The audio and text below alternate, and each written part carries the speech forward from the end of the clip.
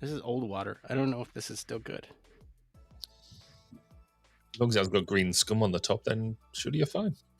No green scum. Not that I can see. Still What's not a anyway. Yeah, well, the worst that could happen is I get sick. Well, true. And actually, tangentially connected to that, I've just been listening to a really cool podcast on done by the BBC on the origins of the coronavirus, pandemic, which was actually way more. I thought it would just be conspiracy theory stuff, and there is a bit of that, but actually, it was way more interesting than I thought it was going to be, and a lot more stuff. It's really weird listening to it now after such a long time. Really, it's a good years ago now. But it sort of brings back all the memories of what we were sort of listening to at the time and what we were talking about. And actually, some of the conspiracy theories that, I certainly and still have a hankering over that, thinking that some things are true. Yeah, it's really interesting. You know what would be amazing? There's like select pieces of media, and I'm not going to mention like traumatic historical events for trigger warning purposes, but like there have been some traumatic historical events. You brought up coronavirus, that's one of them. And like trauma in the sense that it sticks with us. We remember a lot of the things. And like the point I'm trying to make here is that some of these pieces of media do a really good job of capturing the like panic that was happening during these times. And I think it's still too soon to like, for me to really go and consume any coronavirus material at this point, in terms of like that. Right. But I feel like someday I'll be sitting there, with my son, and we'll be watching like a movie or something, and it will like create that panic of like what it was like when, we're locked down. What does that mean? Wait, everything's closed? What? And like, so the weird feeling that everybody was experiencing at that time. It's just like, I can't wait for that media to come out. My one regret, I think, through that whole experience was I didn't keep a journal. And really, and it's something I said to the kids, and I didn't do it myself, was everybody should have kept a diary through that time, because it is hopefully once in a lifetime event in terms of that scale, etc., etc. Yes, I hope it is. And so, to be able to, there's so many things that, I mean, I use the time hop and stuff, to go back, and you see photos, you see some of the stuff you're doing, you're like, I can't believe that was reality when it was, all that sort of stuff. And you're just like, wow. I saw you forget things. So it's no surprise I work in supply chain, and like I saw something, I was like, oh right, the whole toilet paper thing, that was a whole thing. Yeah. Like people stocking up on toilet paper, and just I completely forgot about that aspect of it. And it's just like insane when you go back and like the signage, the markings, there's like still artifacts that you see from time to time. Like you go out and you see like these markings on the floor to indicate 6 feet apart. Like, yeah, it's so weird. I mean, the weird thing about the toilet paper one, which I thought was just stunning, was it was a worldwide issue. Yeah. Because I remember when it first started, and like our local shop, which is like sort of 2 doors down from me, whatever, and they were sort of saying, "Oh, we've run out of toilet paper, we've run out of pasta." And it was like, well, who's buying all of this? That's crazy. But it'll be fine. It'll all get sorted out. That'll be the thing. And then like it wasn't, because then people were like, right, toilet paper. Said, quick, you'd have the local message group, and people would dive down to go and stock up on loads of toilet paper. And you're like, wow, that's great. And you just think, it wasn't things like medicine. It wasn't things like, really, critically important stuff. It was toilet paper. Yeah. And it to be a world, everybody complaining about it around the world. Maybe unless you're in the like deepest, darkest jungles or something. But it was impressive. So I've been listening to this podcast, and that it's been very amusing, in a very sort of way, which is good fun. So good. Well, I'm have your glaving good fun. That's easy for you to say. Speaking of good fun, our topic tonight, video games. Yeah, this is going to be exciting. You're a big gamer, Gary. Totally. Gary. So massive gamer. You just can't get me off the games. What's your favorite game right now? Minecraft. Okay. That's the only game I play. Okay. I've got, actually saying I did have a spell, because I think I've spoken about it on the podcast before. I did have a spell. I got into Valorant in a bit of a way, but again, that's as a 1v1 game, great. But the types of games that we talk about here, going into like things that you platform on and things like that, that's just no. I've wanted to be a gamer. I'm just not very good at it, and therefore, and I don't have the patience or dedication to sit down and play and complete big complex games. That's just not had the time or space to do it. What's interesting is that I think you would classify as part of this 40% of the population that is considered a gamer. Yes, I mean I can see that, because I do play some games. I think you're almost nowadays you'd be hard pushed to find somebody who doesn't qualify to be a gamer in some shape, way, or form. Because even like people who playing just like simple games on the phones. Yeah, and to be clear, like this will be an inclusive conversation. It's not going to be gatekeepy in any way. If you play Candy Crush, you're a gamer. Welcome to the club. If you play just Minecraft, you're a gamer. Welcome to the club. We're going to be talking about a swath of examples within games. There's plenty of examples in this Medium article, but I think the interesting thing for me is sort of the human factors aspect of it, because not to put the cart before the horse and get into the discussion before we actually even start the show, but some of the interesting things I think around gaming for me is that if you think about gaming, it is in a lot of ways unironically very similar to complex systems that you might find on like aircraft or any other complex system in medical settings, like you name it. I think there's a lot of applicable things here, and even to the point where we've talked about this on the show before, where now you have infantry units being trained up on video games, and you have warfighters being prepared for those real world scenarios as video games get closer and closer to simulation rather than. I was going to say, I mean, that's sort of my experience and my background, because that's what I did for a whole bunch of years. And the research into that and the usability, so that's where my knowledge of gamification and the use of gaming in, or what they call serious gaming, and that from that standpoint. So yeah, from that and that's quite cool. But in terms of like these games, I mean, it's quite interesting reading through the game list that we'll be talking about.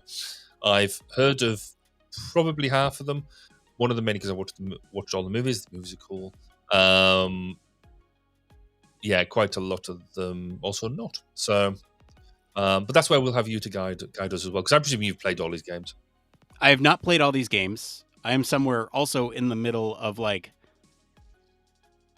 So let's just go through the list here while we're talking about it, right?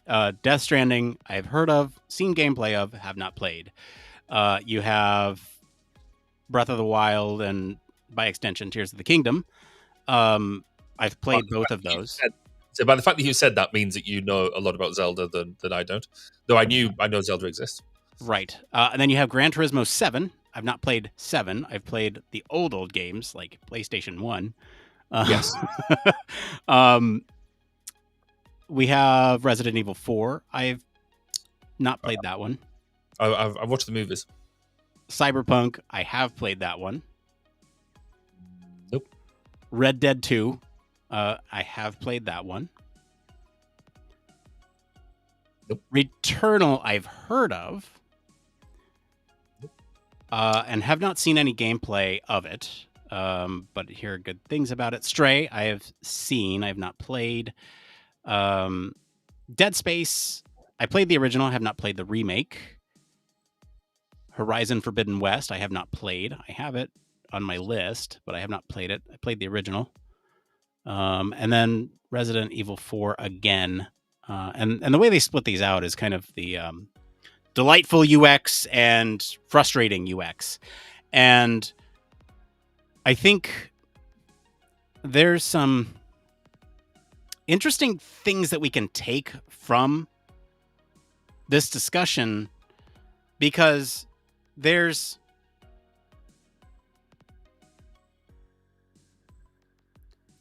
I'm trying to think of how to frame this, right? I was saying earlier that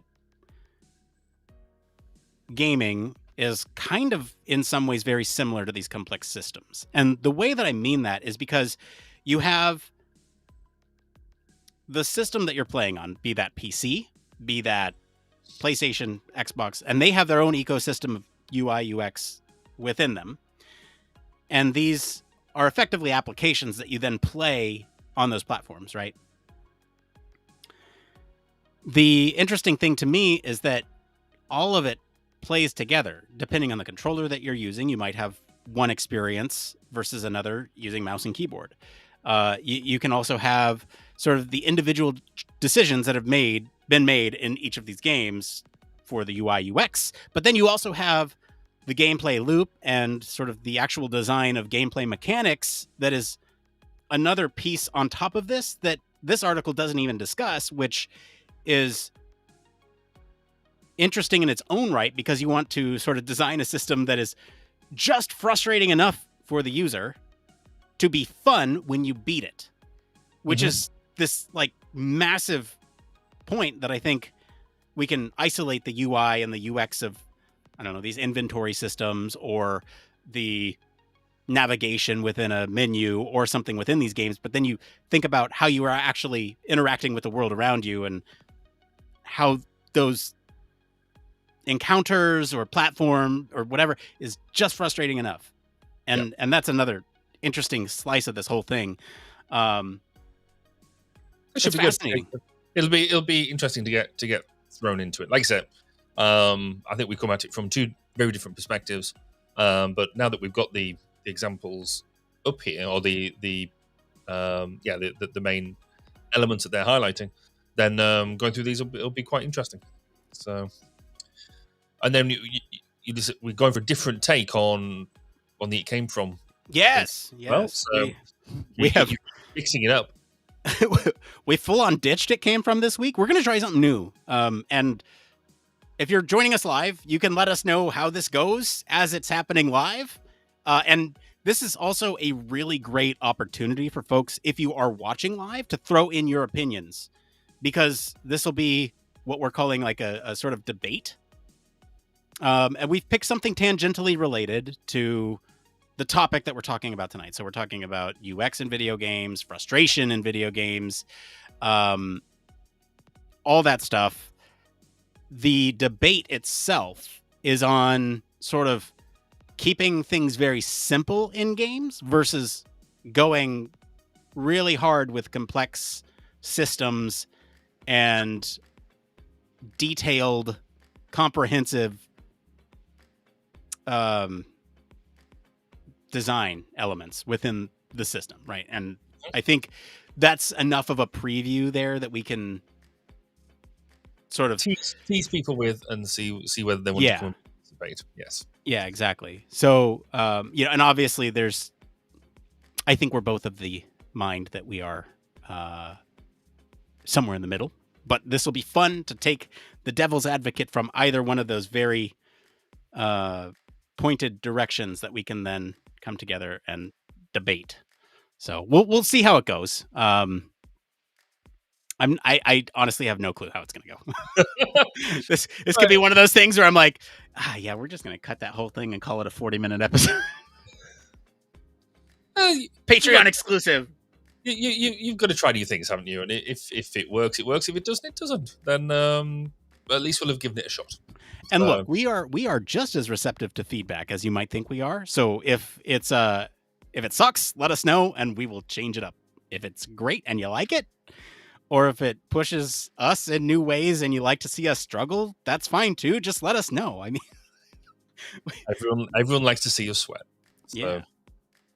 It was funny because I was having a conversation with Heidi, host of Safe and Effective. There's a plug. But we were talking, and it's funny because we were talking about podcast logistics, and I think, Barry, you and I have had some of these conversations too, where I think us in the human factors realm approach podcasting very differently than somebody else might approach it, because we're effectively designing a show That's true. for users, which are listeners. And so we're trying to come up with things that are valuable, insightful, entertaining. And so when we're trying new things, that's us taking a stab at that. Yeah. Testing new approaches. Exactly. This is our usability test here. Yes. Just doing it live and just We'll see how it goes. no Do it piloting, live. nothing. Just chuck ourselves in there and see what happens. But then it is risk and reward, isn't it? It's the if it works and we like it, then and people like it, then it does that. Even if it doesn't go very well, people have been entertained. So Hopefully, that's the hope. we'll see. Or it'll last about 2 minutes when we go. Yeah, it's Yeah, good points. All right, one more thing. Yeah. Quick update for everybody. I know there were several of you who were very concerned. Just kidding. No one reached out about my knee situation, my double knee situation. Went to the doctor. I ended up going to the doctor because it was 2 weeks since the event, Right. Yep. and I was like, okay, so one of my knees is fine. The other knee, hit or miss. right. In what way? The music just go away. Yes, very quiet. Why? I think Why did the maybe- music go away? The music realized that you were going to talk about something quite serious and thought, Yeah, no, bring the music back. Bring it back. Okay, that was aggressive. No, so I went to the doctor. It turns out it might be a meniscus tear, which is owie. But I'm sitting kind of cross-legged right now, so that's encouraging. It still hurts, but like I find myself in less pain than I was 2 weeks ago, so that's good. good. Yes, because a friend of mine, Kelly, was catching up on the podcast and she commented, I can't remember whether it was on LinkedIn or Facebook. She had a lot of sympathy for your knee situation. And so I think she she had sympathy for you because she's done similar things with her knees. I must have missed that. Was that that was probably on one of the linked accounts that you Possibly. Let yeah. me just see if I can find it. Anyway, thank you, Kelly, for that. I appreciate the sympathy. I'm doing fine. I can move. I'm mobile. Cool. I'm still not risking the driving yet. So my wife has been doing all the driving recently. But So in reality, actually, your knee's perfectly fine. You just like being driven around a bit. shh. No, I told her, I'm like, you know what? I'm going out and getting stuff for like a month. But they say 4 to 6 weeks for musculoskeletal issues. So hopefully I should see some recovery here in the next 3 weeks. Hey, thank you, Indigo, on YouTube, wishing me a fast recovery. Thank you. I appreciate that. Yes, I hope of a speedy recovery too. My notifications were so long. Oh, I'm not going to find it. That's okay, Barry. Hey, I do have a question for you. So I have like 3 different things. I have 3 different things that I could talk about for one more thing. Okay. I want you to look at that list very quickly and just tell me 1, 2, or 3. 2. 2. Mm-hmm. I'm intrigued as to where you're going to go with that because that'd be quite interesting. I'm also intrigued as to where I'm going to go with that. I just kind of listed that as a potential. Okay, yeah, I got it.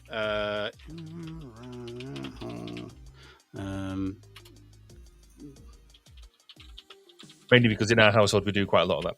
So. Talking about this.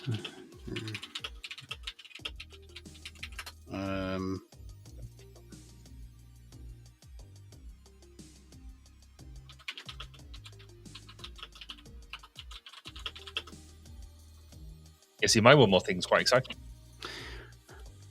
Yes, I see that. But it is for me anyway. I think it's exciting. But we I shall see. really wish you were at HFES in person this year so you could get some drone shots for us. Well, technically, I don't think I would be able to. Oh, really? Is that because it's in the States anyway, so it probably wouldn't. You've got different laws and stuff around it. But in the UK, unless we get proper permissions and stuff, you're not allowed to fly within 50 meters of a building, or you're not allowed to fly over people. You're not allowed to do. So there's so many restrictions and stuff, So I've had to do an online training course. I've had to do an exam to get both an operator's license and a flyer's license. It's been a revelation. And then actually get the thing as well. But we'll talk more about that at the end of the show. But still quite cool. But of course, now it just means I want to buy more and bigger ones. So.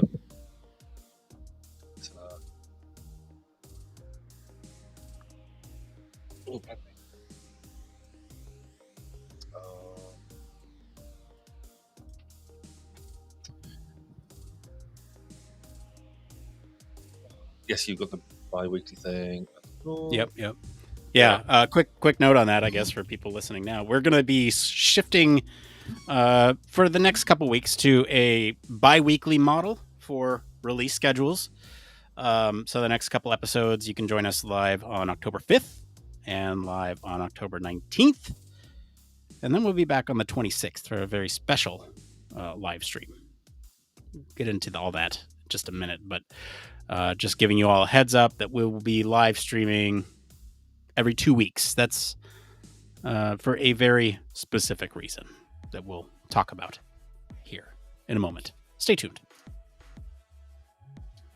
All will be revealed. All will be revealed. I realize why this is. I normally don't have this full screen, so I don't have to look around somewhere. There we go. That's why. There we go. Good. Okay. Well, Barry, the reason I brought that the one more things is because, well, if you want me to talk about the second one, I'm going to talk about the other one, which I'll probably end up doing next week anyway, or not next week, 2 weeks from now. But it's interesting. It's been 2 weeks since we last did a show, and now I feel like I've got too many one more things. Where last time I was like struggling. Yeah. So I will talk about this. The show note is Magneto. My wife called me Magneto because, okay, I've mentioned this before, and I'm speaking of games, right? This is kind of where the tie-in was. Got a Steam Deck, okay, and then on the back of this thing, I got the attachable dock. You can see here it's on there. On the dock, I have a magnet, okay, and I've talked about this before, where I've got a big old power brick. Yes. Right? That can then attach to the magnet. Okay. And I was mentioning on one of our pre or post shows, man, it sure would be nice to put my phone on there. Yes, you did. Right? And I can. But it's facing the wrong way. It's facing the wrong direction. Okay. Not anymore. Oh, gosh. Are you ready for this? Go on then. Surprises. I introduce you to the I don't even know what to call this thing. It's dumb, but here you go. So I have this. Just a metal plate. It is a magnet board with two magnets attached to it. So if you're following, that attaches there. Okay. Wow. That attaches there. Okay.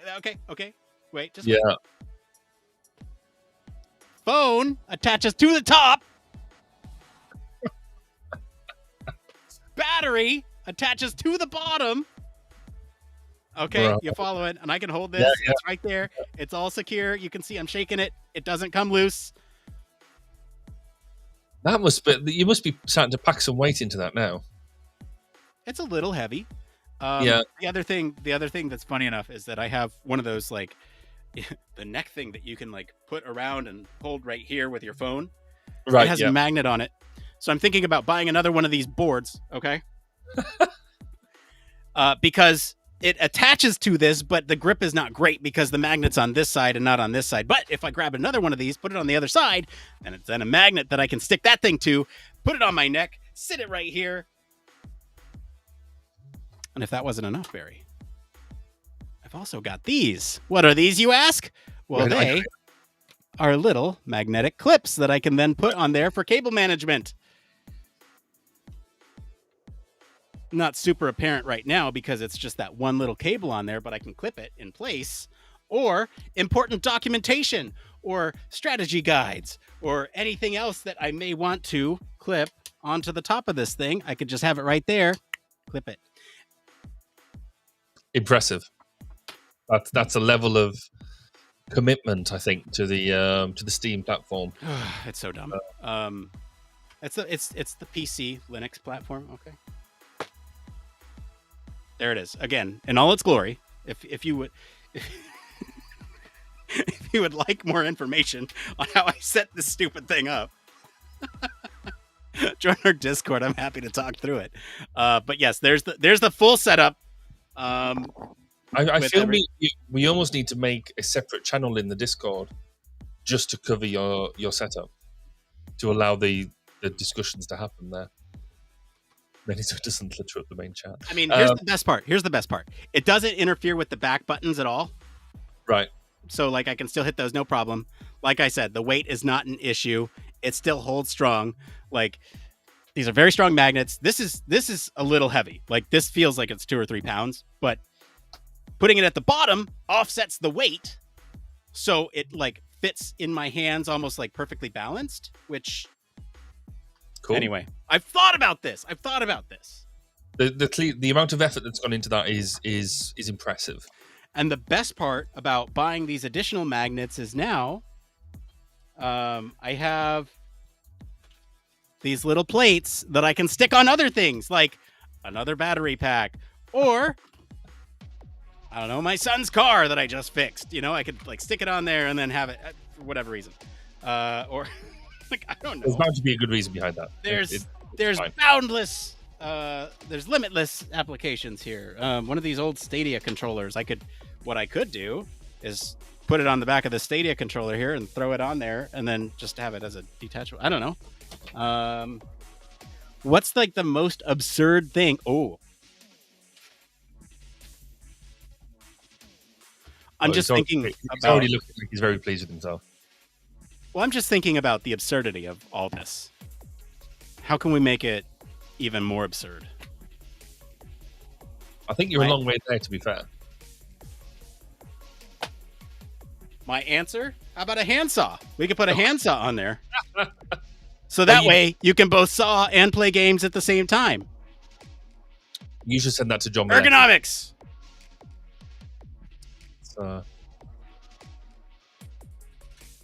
Very special. You need a lightsaber on there, really, if you're gonna be any sort of fan.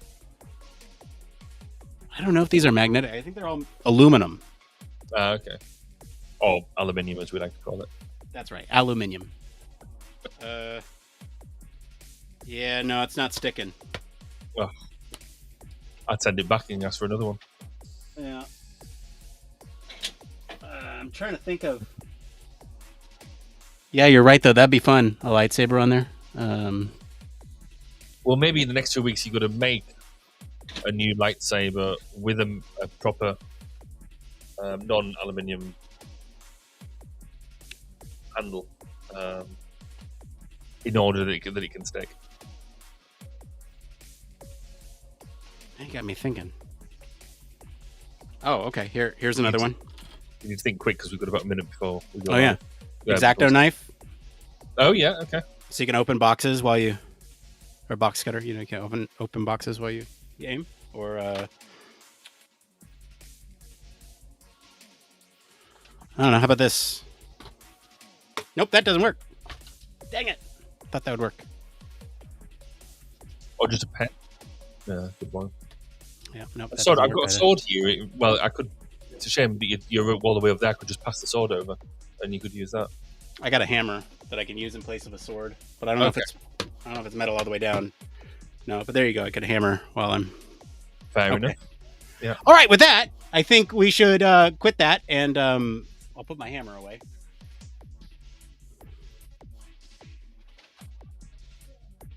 And I think we start the show. Yes? Let's do that. Okay. Well, we'll be right back after this little thing that we made that indicates the beginning of the show, and we'll start the show.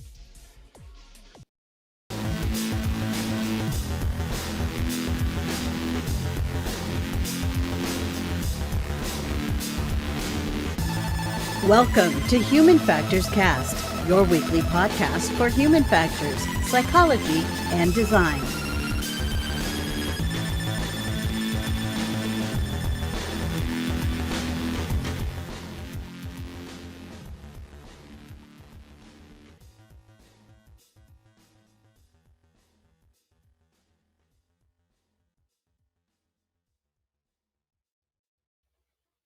Hello, greetings, and welcome to episode 294. We're recording this episode live on September 21st, 2023. Do you remember the 21st night of September? I sure do.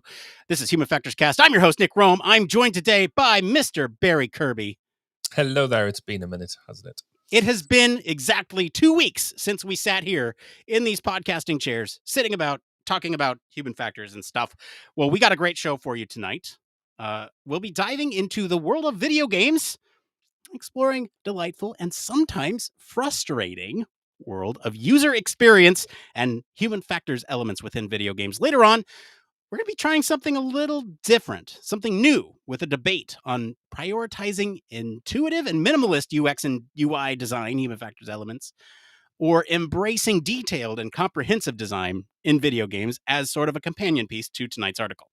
But first, we have some programming notes, and there's an exciting one for you all tonight. So HFES is just a month away. We will be there. Well, I'll be there. Barry will not be there in person, but he will be there in spirit and remotely.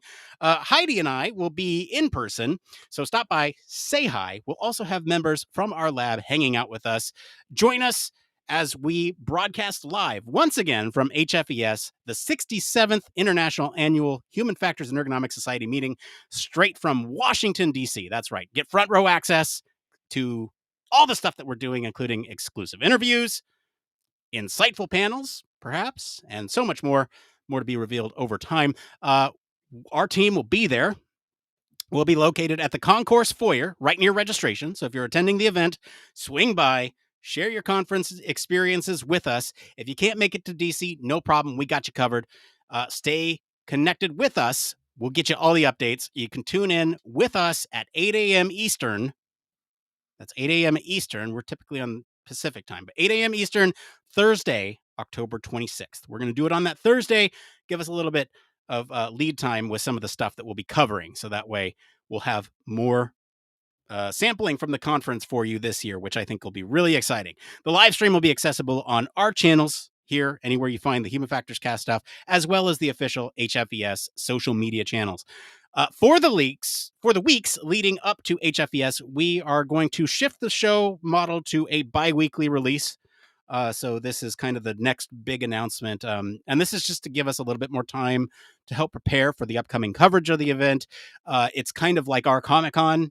We do spend a lot of time and effort putting in resources and time and prep work into this event, this coverage, since it is sort of where all us human factors geeks get together once a year.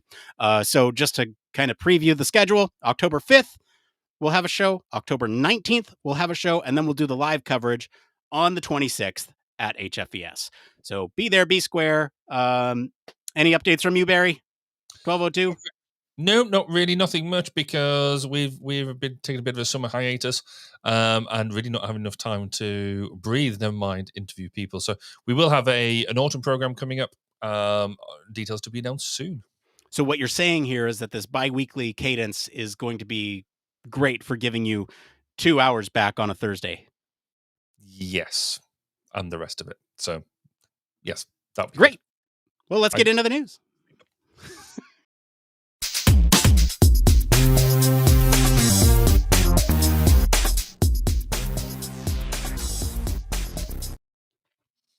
That's right. This is the part of the show all about human factors news.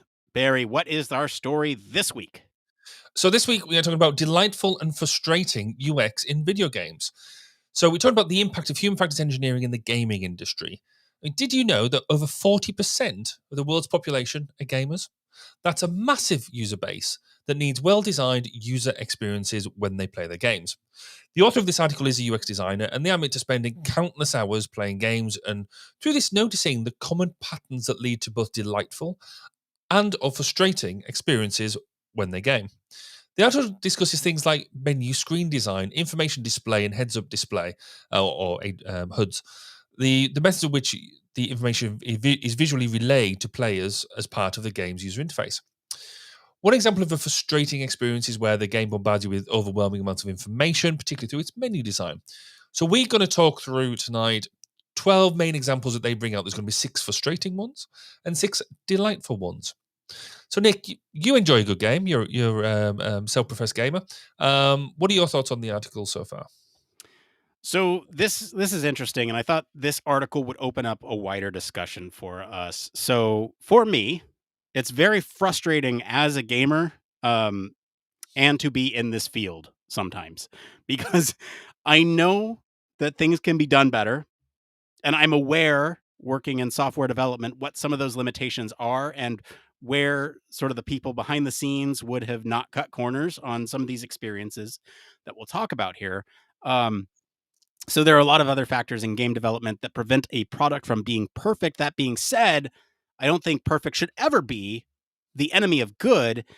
And I think this game development is interesting because the product itself is iterative, where the design of the product itself is iterative, but then also the entries within a series or across developers or publishers are iterative as well. And you learn lessons from one game and apply them to another, and games just get better over time. And so to point out some of these frustrating UI things that the article comes up with, yeah, they're frustrating now, but we'll learn lessons from them. And in the future, hopefully those problems will be solved.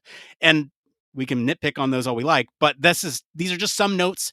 I compared gaming as a whole to like complex systems earlier. I'll get more into that analogy later, but the whole thing to me is very fascinating. So Barry, you yourself didn't necessarily classify yourself as a gamer, but I'm curious on your thoughts of this whole thing. Yeah, so as you said, in some respects, I'm going to be a bit limited because obviously we're going to be talking about some specific examples, and I've just not played them. I'm not that gaming person really. I never really have been. I've wanted to get into gaming. You know, I buy some of the platforms and stuff like that, but they, you know, I know I've got a 360 and a PS4 basically sat on the shelf gathering dust and cobwebs. But I do spend a lot of my time about, you know, when I'm doing UI design and system development, I use an awful lot of gamification and gamification techniques and have done lots of research around gamification. So the mechanics of gaming I'm quite familiar with, and so I'm quite looking forward to talking through some of them. But also, I've done a lot of work around the using, you know, you could either call it serious gaming or the use of simulation for training, and have done a lot of work around that. So, and also the observed how we've seen the development of some games and how, let's say, some organizations have used the development of gaming in order to reduce their training burden and increase their recruitment, for example, when we talk about military examples later. But fundamentally, if we talk about the entire gaming thing, I'm just kind of not that person, with one exception. And that exception, I do like a bit of Minecraft. I'll sort of dip into that and play that. I do have a realm and stuff like that, and I guess that's because it's, you know, you're basically creating your own game as you go. You're creating your own game mechanics. What is good for you and things like that. So that's interesting. There's another part of this which I think is really cool as well. Is around the generational aspect of gaming and how the generations are changing and evolving. You know, if you go back, not actually too many generations ago, nobody did gaming because the facility didn't exist. Yet now we've got a significant. I mean, we sort of say 40% of people are gamers, but then what is a gamer? Is it somebody who is got a platform, they sit and dedicate maybe an hour or so of their time a day to playing a game and enjoying a game in its entirety, or is somebody who's playing a simple app on their mobile phone?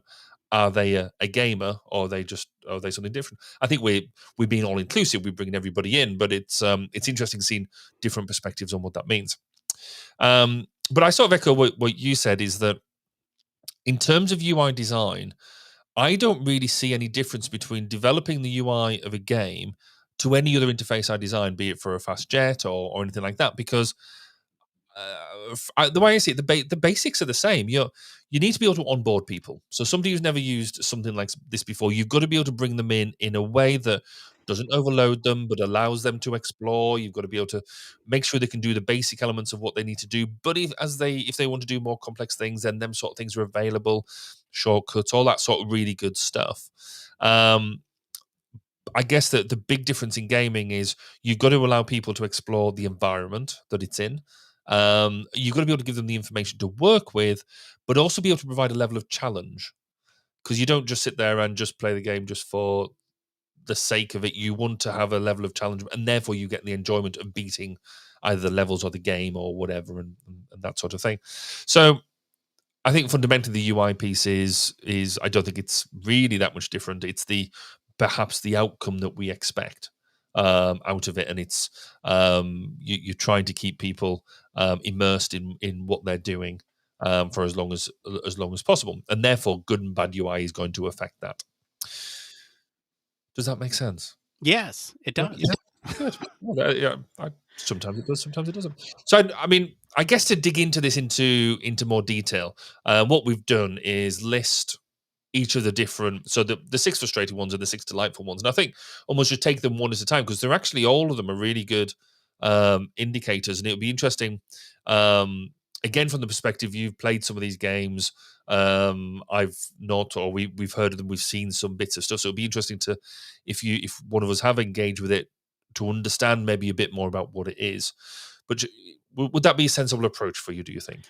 Here's what I think we should do. We should go through the list, so that way everyone is aware of what is out there. Some of these, I would almost argue, is subjective. There are some that are, this is obviously the author's opinion, and I think what we do is we just list the sort of the frustrating experiences that they mention. We'll list the delightful ones, and then we can kind of pick apart some of these, what makes it frustrating or what makes it delightful at a high level, without necessarily thinking about the example that they give, given that not everyone will have played that thing.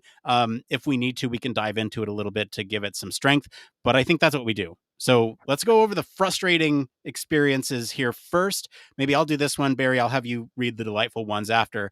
But they list 6 frustrating experiences here.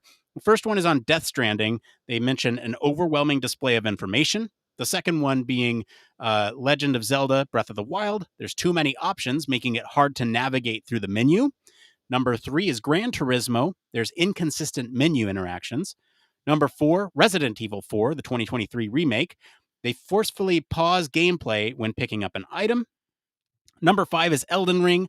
Lack of contrast in menu screens. And number 6, Cyberpunk 2027 or 2077, incoherent menu screens. So, Barry, why don't you go over some of those delightful user experiences? Yeah, so the delightful user experiences that the authors brought out is, the first one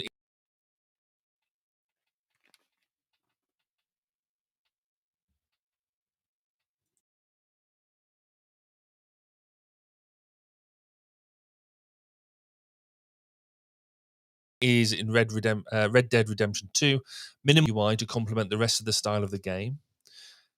Number 4 is Dead Space in the 2023 remake, is a themed UI without sacrificing the UX. Number 5 is Horizon Forbidden West, customization and accessibility settings. And finally, is number 6 is Resident Evil 4 2023 remake again, inventory organization. So to look at them, I guess them frustrating ones. I mean, the thing that sort of really hits me with all through them, with the exception of one, I think it is, they're all about the menu.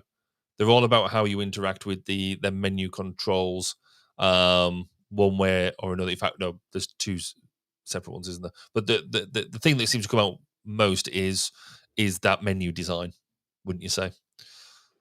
Yeah, I agree. And Barry, I'm going to have you re-record something really quick just because you froze up as you were going through the list. Can you just read like 1 through 3 one more time? Okay. So number 1, Red Redemption 2, they have a minimal, easy to use menu. Number 2, Returnal. New information is stored in a database with a logical information architecture. Number 3, Stray. It has a beautiful, minimal UI to complement the rest of the style of the game. Number 4, Dead Space, the 2023 remake, has a themed UI without sacrificing the UX. Number 5, Horizon Forbidden West, customization and accessibility settings. And finally, number 6, Resident Evil 4, the 2023 remake again, inventory organization. Yeah, to go off your point, I think you were talking about the menu structure and sort of navigation, right? And that seems to be where a lot of these delightful user experiences seem to be, or the frustrating ones. The frustrating ones. So, Right. out of the 6, 4 of them we're talking about either inconsistent, incoherent menus, or the actual design of them. So you mentioned the Elden Ring, I'm a lack of contrast, and then also Legend of Zelda having too many options, making it hard to navigate through the menu.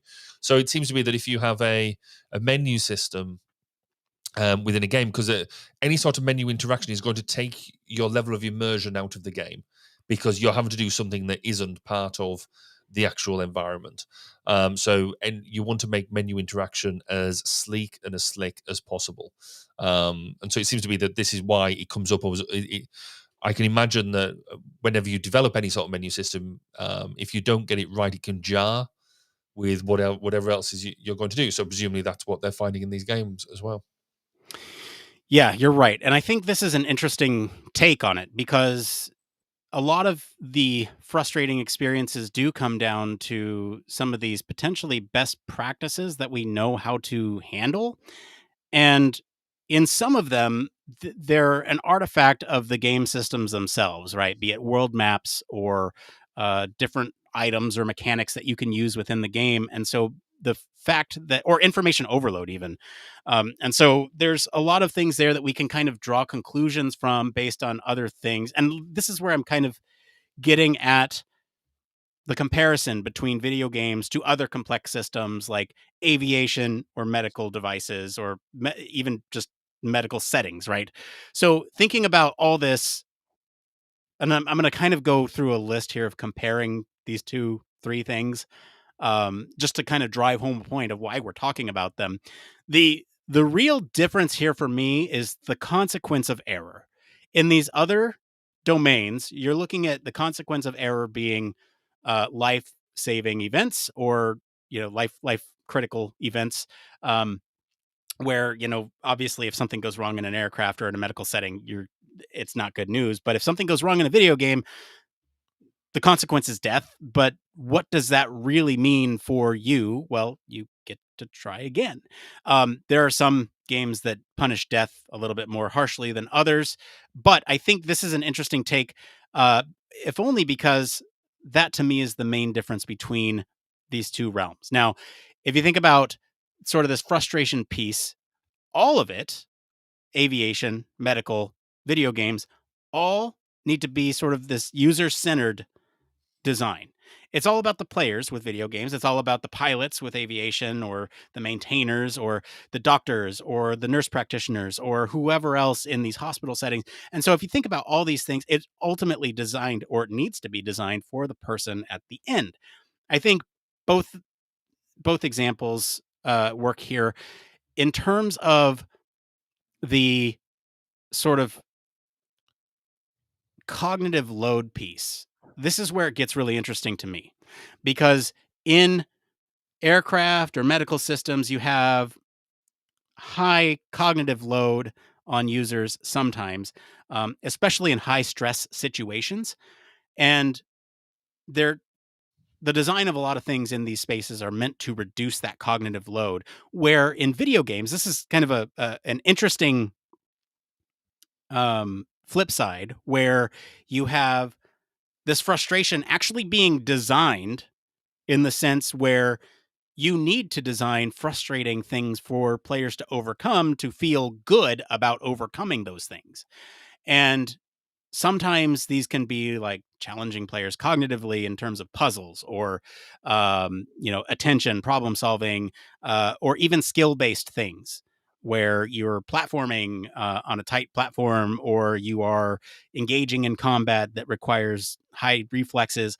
Again, like, all this is super interesting, but again, you bring up the frustration being primarily with menu systems and sort of the overload of information within these menu systems. And so, what does that say about video games at a high level? From this author's perspective, I think it says a lot to say that video games generally are fun, and that the most frustrating parts are the parts that are not fluid with that primary game experience, where the combat loop or the platforming loop or whatever thing you're engaged in, because you have to navigate to a menu. Mhm. And so I've seen some examples of this where the menu doesn't necessarily take you out of things. Where I think there's an example on one of the delightful user experiences about menus, and I have to look at the list one more time here to refresh my memory. But I think it was, and if you find it, let me know. They had the first one, which was a minimal, easy to use menu, and then Yeah. the So, minimal well, for the rest of the style of the game. yeah, there's two interesting things here for me. So one is going to be the um, Dead Space UI. And that one's an interesting one because it's an actual in-game UI. I think there's like a, in-game element where you're actually looking at a menu on your person. And so it Mm. doesn't feel like you're getting ripped out of that environment, so it doesn't ruin the immersion. The other interesting thing to me is that a singular game can do something right and wrong at the same time. And that's here evidenced by Resident Evil 4, where it doesn't do a great job, especially with, at least in the author's opinion here, pausing gameplay when you pick up an item. But they praise it for their inventory organization. So the ability to organize that inventory. Um, and so it's possible that it excels in some places and doesn't do so great in others. I just think it's interesting that you're right. A lot of this stuff is when that primary thing that you are doing within a game is interrupted by needing to do something else. And how do you make that more fluid? How do you make that more part of the game world? And like, I'll just say, from a VR perspective, one of the most incredible experiences that I had was playing the Batman VR game. And the reason being is because your menu and your items are literally on your utility belt. So if you need to change an item, you just put one back on your utility belt, you grab the other one, and you have a batarang instead of a grappling hook. And it's just amazing because it's right there on your person. I It think was what VR really excels at those types of things, where it's harder to do those in like traditional 3D spaces or 2D games where you have to navigate to something else. I don't know, I've talked a lot. I want to make sure you have an opportunity to comment on some of those things. No, I mean, I think I think it's really interesting that we need to look at the UI. So the UI goes one of two directions, which I think you've quite nicely encapsulated. One is that you have the game that you're playing, which is the environment that you're working in, and that menu or any sort of controls that you have that are not part of that environment need to be designed in such a way that they are, you can either slip through them quite easily. So you use them. The use of them is nice and intuitive, and it's minimal. So they highlight some of the delightful user experiences, saying, any menu you've got has got to be minimal. You only need to do what you need to do and nothing more than that. Because what you're fighting constantly, we do a lot of this with when we're using simulation for training. You're constantly got a motivation versus immersion thing around it. So the more motivated you are to do something, and the better the graphics, the better the interface, the more immersed you get into what you're doing, and you're constantly trying to fight them to stay in, to have a high level of immersion. So the more you're bringing them out of that environment to do niff naff and trivia things, then the more frustrated you're going to be, because you're not getting that level of immersion. That UI that you sort of talk about around having it. So I think you said it was in Dead Space, where your menu is actually part of your character, and it's done within a way that is part of the gameplay.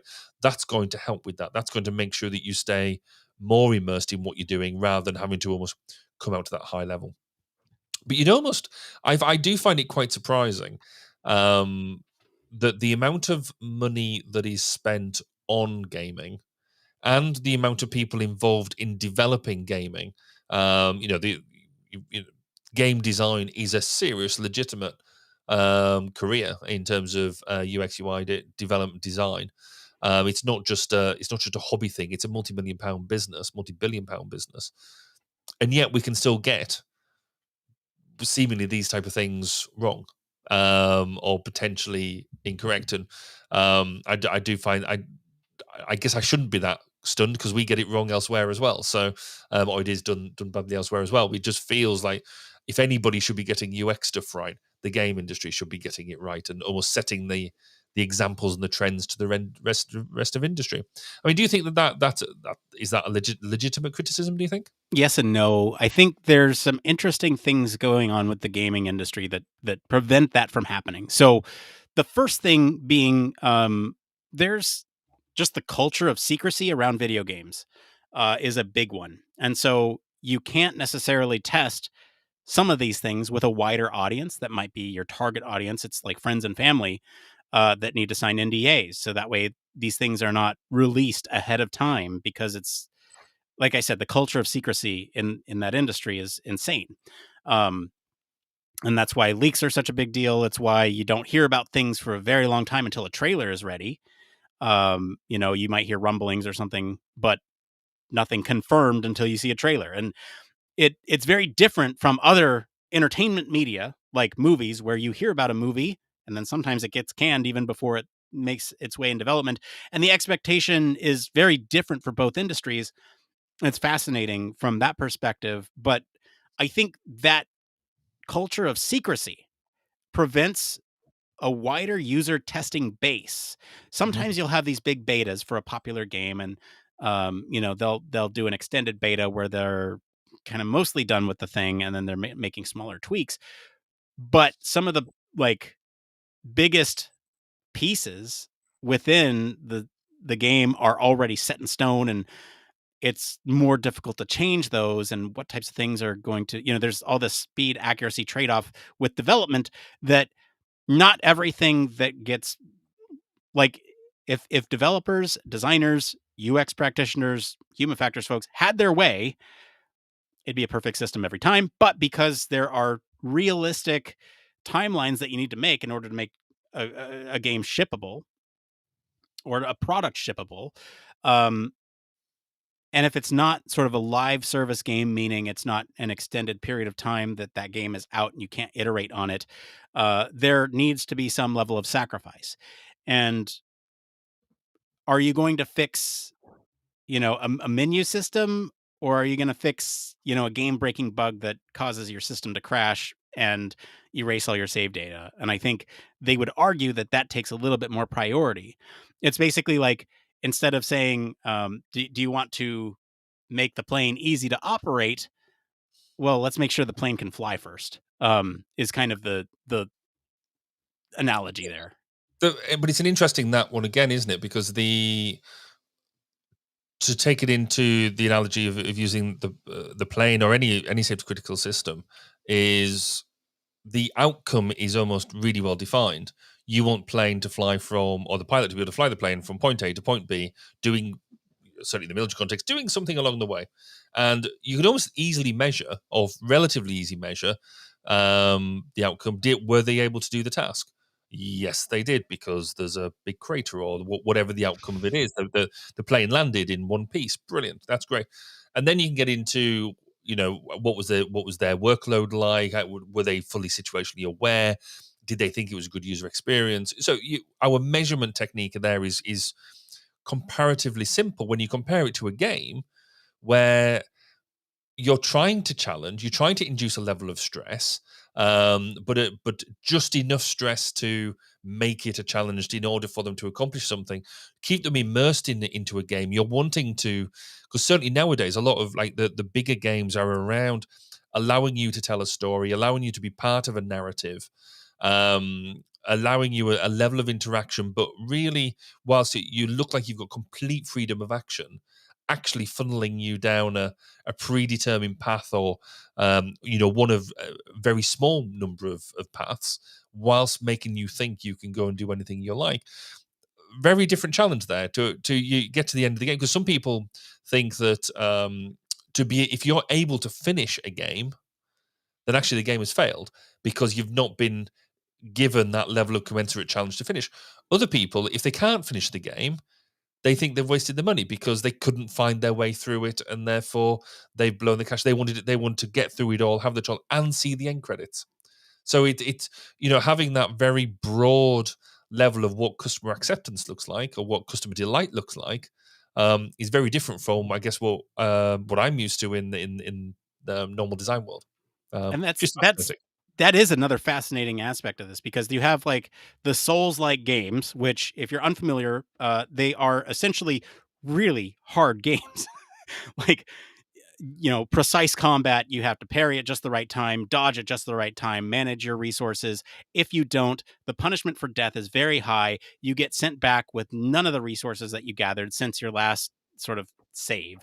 You have to trek all the way back to where you died to gather those resources back, and hope that you can, get yourself safe or finish off that monster that ended up killing you in the first place. So there's been sort of a large argument or debate, if you will, around whether or not these types of games should include things like accessibility settings to let anybody be able to play those at lower difficulty or whatever. And the sort of counter argument is that, well, that's not part of the core game, because you can't, because it's hard by default. Why would you Mm. reduce the difficulty? And then the other half is like, yeah, but that game is not accessible to a lot of people who don't have the time or patience to play it. And then the other counter argument is like, well, but that's the designer's vision. That's the vision of the game, is to be hard. Why should they make it easy for people? And then it's like, well, because if they want to make more money, then they would make it accessible to more people, and more people would buy it and play it, and they'd make more money.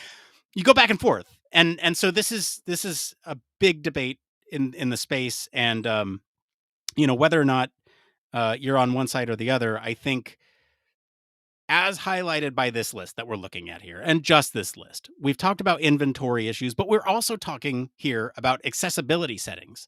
That's another theme that I'm noticing here. Customization, accessibility settings. You also have things like lack of contrast being a frustrating experience. There's huge pushes lately for some of these accessibility settings, like such as remapping buttons to be more comfortable for you, and being able to engage in sort of these high contrast modes or colorblind modes that allow other users to see those types of things that, for whatever reason they can't, or are easier to see for them. And so that's another theme that I'm noticing here. And at what point does the gameplay go from difficult by design to accessible by design, and where is that line, and where should it be? And I think we can kind of get into that with the debate a little later. But it's just another thing that I'm noticing here, as we talk about sort of this frustration within video games. It goes beyond the UI elements here that we're seeing. It goes beyond, um, even the video game itself. Like I said earlier, these are complex systems. You're playing on a system.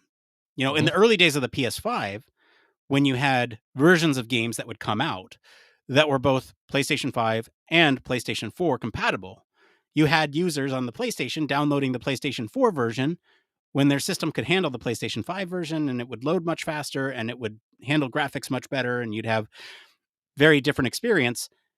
but they would download the PlayStation 4 version because the store wasn't easily understood. You didn't know what the differences were between the two versions. And so that's a system-wide thing.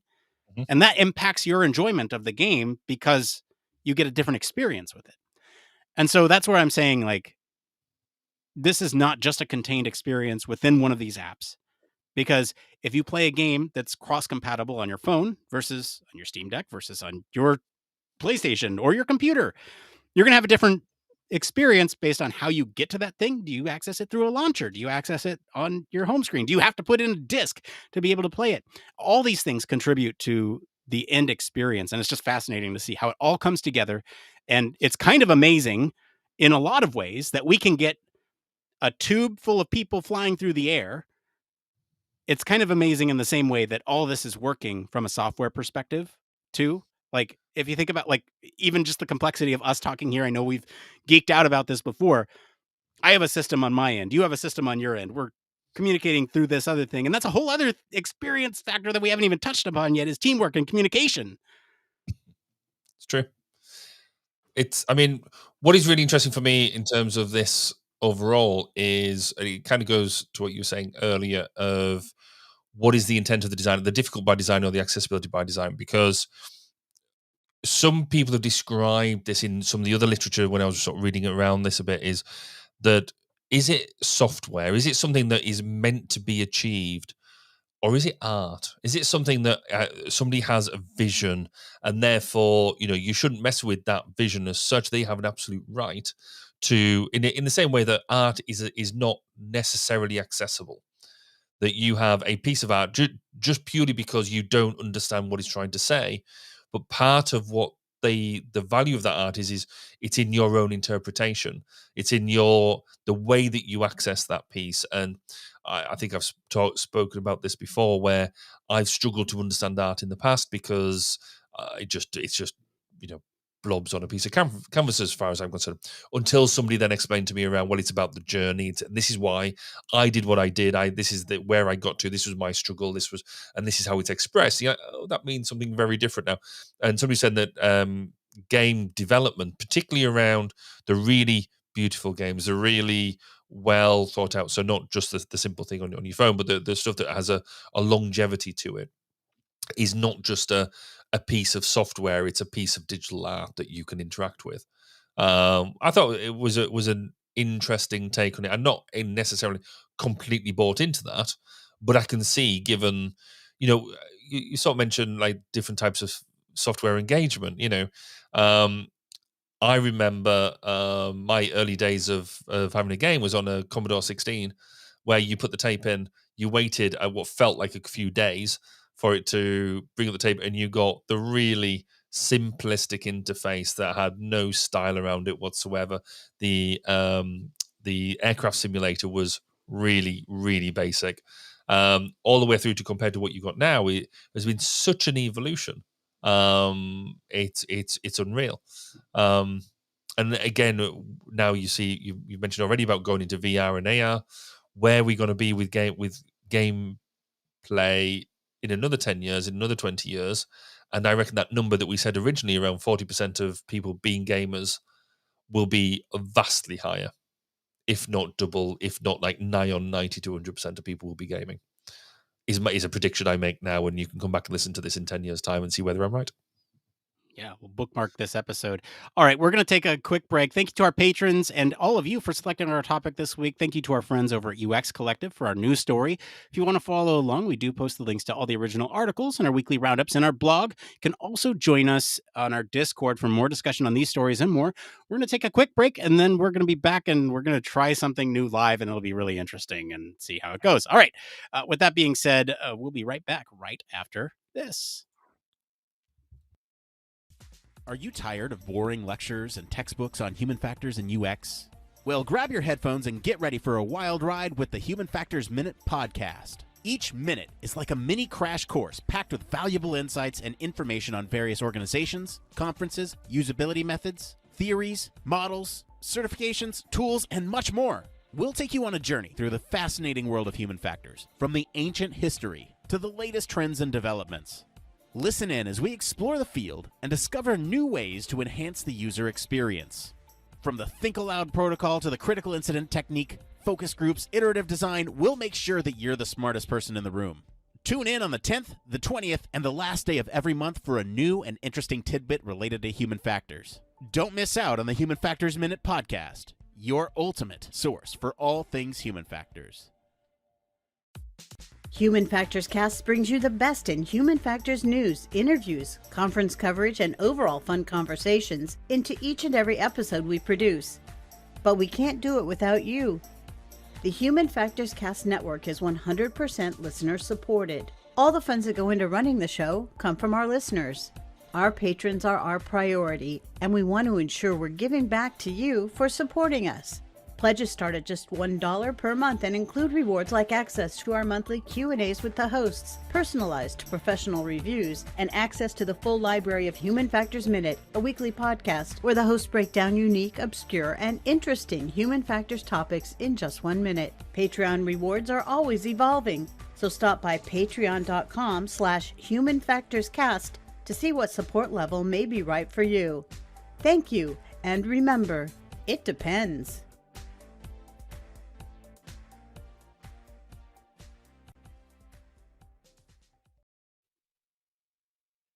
Yes, huge thank you as always to our patrons. We especially want to thank our Human Factors Cast All Access and VIP patrons, Michelle Tripp and Neil Gainey. Patrons like you truly keep the show up and running. We could not do this without your support. Just as a little FYI, I mentioned at the top of the show that we are gearing up for HFES this year. You also might know that we have a Human Factors Cast Digital Media Lab. And if you are interested in communicating human factors or working with us here at the podcast on various projects to help build up your portfolio, we have a lot of work in the hopper that we need to prepare for HFES with. If you want to get some work experience, get some stuff out there, let us know. Get in contact with us, humanfactorscast@gmail.com. You can also reach out to us on any of our platforms. We'll respond to you there. But it's a great opportunity. Always like to bring it up every now and then to let y'all know that we are doing stuff beyond just podcasting. So if that interests you at all, let us know. I guess we don't have a transition for this. Should I just play the It Came From? Like, it's not a... Just do it anyway, and then... It came from...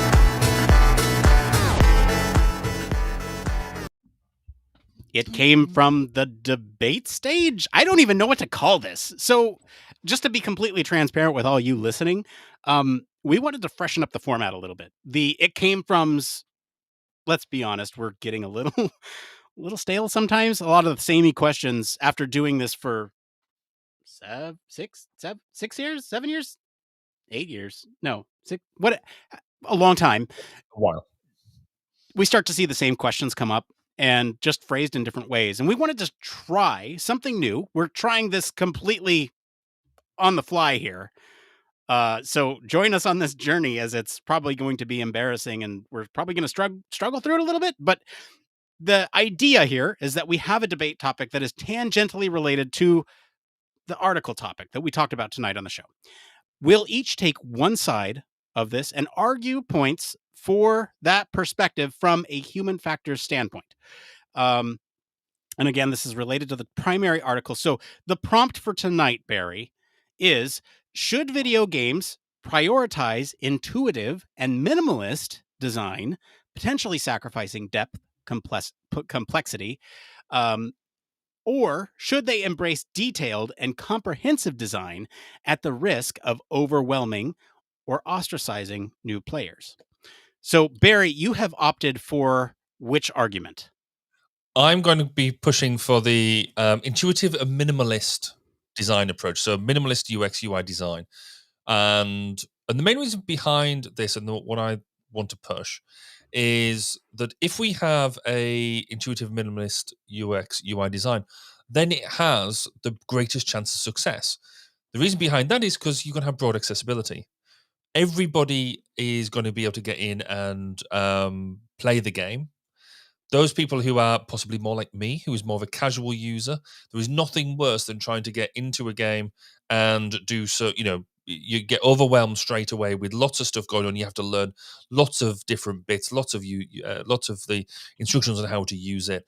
I immediately get turned off. I don't want to play.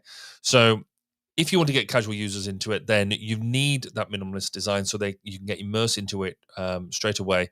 And then hopefully, if you've done it properly, then you will be able to play, keep on going playing that game. If it's too complex, you're just not going to start. Therefore, everybody loses. You don't create the money from it, and nobody plays the game. Nick, so what perspective? Obviously, that's my first opening gambit on this. So, what perspective are you taking, and what's your initial thought? Sure. So I am taking the argument that video games should be detailed and comprehensive. And I'm going to steal the point that you were talking about earlier in the article discussion that video games are art. I believe that video games are art. I believe that they are a vision, not necessarily of one person always. Sometimes, in the case of indies, you do have a video game that is representative of that one person's image or vision for the product. I think video games are a collective piece of art that represents the video game team, the design team, the development team, the art team, the story team, everybody that contributed to that singular product. And I think that in itself should be reason enough for video games to be whatever they want to be, whether that's complex or intuitive. But again, I'm kind of arguing for the complexity here. So what I'm going to say is that in this case, with a piece that is robust, that has depth and complexity, you're going to capture the gamer market. You mentioned at the top that 40% of the population is a gamer. Well, why are we not capitalizing on that 40%? Let's get that depth in games and make that comprehensive design cater to that specific demographic. So that is my initial standpoint. Go. I don't know how to do this. No, exactly. I mean, so if we're going to maximize a broader engagement base, then two things are important here, and I'm going to crew about two of my points into one, really. Firstly, you've got to get people playing the game faster. You've got to get people actually from the point of either downloading it, because it could be on your phone, or onto your platform. You need to be able to get them using and enjoying the game as quickly as possible. So the faster you onboard somebody, the better it is. The only way you onboard people quickly is either through lots and lots of training beforehand, which we know from complex systems. We talked about it in the main article. You put people on training courses. We don't put people on training courses for computer games. It's just not done. So therefore, the only other way to get people fast on board is to minimize the amount of interaction they need to learn in order to interact with that game. So therefore, in order to get people into the game quicker and therefore enjoying it quicker, you have to have an intuitive and minimalist UI. I mean, it kind of, for me, it's a slam dunk. I win. Everyone's happy. The second point along with that, though, if you've got a minimalist UI, you've then reducing the amount of cognitive load you need to actually mechanize the game, which means you can then go back to, and I'm going to steal my own point, if this game is art, it means that if you're not having to worry about how much cognitive load you're processing on developing game mechanics, or game interaction, game system control, you've then got more cognitive space in order to enjoy the art, enjoy the experience, make the most of the gameplay itself, and more people can do that. Going back to the my original point, because that folds in, that means more people can access it, and fundamentally, therefore, you make more money. Okay, let's go back to that first point about onboarding and getting people on. Not all games are intuitive. And I know you're arguing for intuitiveness, but there will still be a subset of the population who will need to go and refer to some guide to be able to play a game.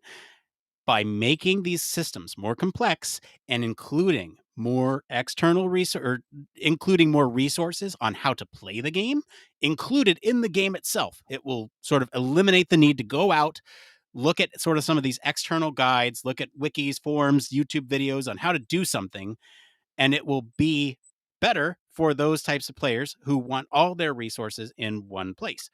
Now, to get to your second point, it's art, and it basically the cognitive load aspect of it. Well, if you make a game more complex, you're looking at supporting potentially more diverse cognitive styles. Not all players process information in the same way. If you have a detailed interface, you can cater to some of these diverse cognitive styles, or hell, I'm going to go out even on a limb here and say neurodivergent folks, and say you can offer people multiple methods of interaction for customizing their experience to exactly how they want. So you could design the game your way, or you, the player, can specify how you want to play with this complex level of settings. Now, I'm not saying that these are not intuitive to use. It's just more complex rather than minimalist. But I think what you've just explained would absolutely be attractive to a small subset of hardcore gamers, people who are willing to invest time, effort, and energy into immersing themselves into learning how to work with that game, which is brilliant. And actually, that subset of people will more than likely pay a lot more money for a single instance of a game, which is fine. However, if we want to be inclusive and bring in a broad range of people, then actually you having that detailed, rich onboarding experience will just put them off. The other piece around that as well is the more complex your interface, the more what we've termed richness here, the more options you've got within there, the bigger chance you've got of making errors. And there's two level of errors here that I think are really useful. There's the first level of error that you want to have in there, because that's the challenge of the game. When you've got the gameplay itself, you want people to fall into the crevasse, to get shot by the sentry, whatever it is, as part of that gameplay. What we don't want is people choosing the wrong option, the wrong selection as part of the game mechanic. Sorry, as the game organization, the game control, as opposed to just badly utilizing a game mechanic. So there is, if you have too much complexity, if you have to really sort of think about what you're doing, it can either jar with the gameplay, or it can basically force you to make errors, which will just ruin your user experience, your gameplay experience. Okay, counterpoint on the user error. If you design a system that is more complex, you may be able to develop something that's adaptive in its learning style. So if it determines that you have died to this thing 5 times, so maybe it lowers the difficulty of that. Adjusting that information and sort of the things available to a person in a complex UX system within a video game will be largely based on the player behavior.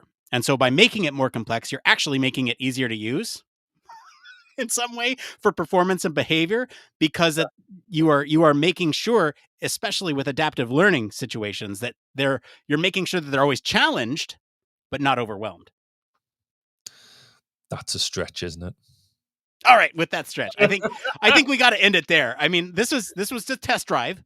Let us know how you all think of this like debate format. I think it's an interesting take. Maybe we'll like source some prompts from you all in the future on some topics, but it was just something we want to try.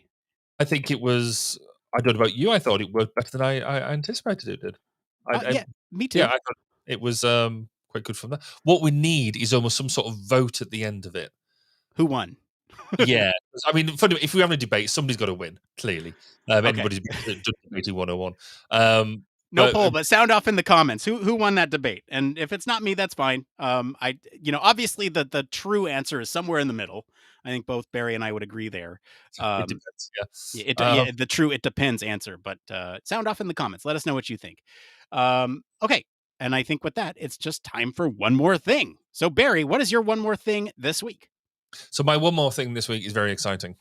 Anybody who's been around drones and stuff like that knows, particularly in the UK, things have been getting a bit harder to fly drones. So because more people have them, there's invasion of privacy issues, etc., etc. So you now, to fly almost any sort of drone, you now have to get certified.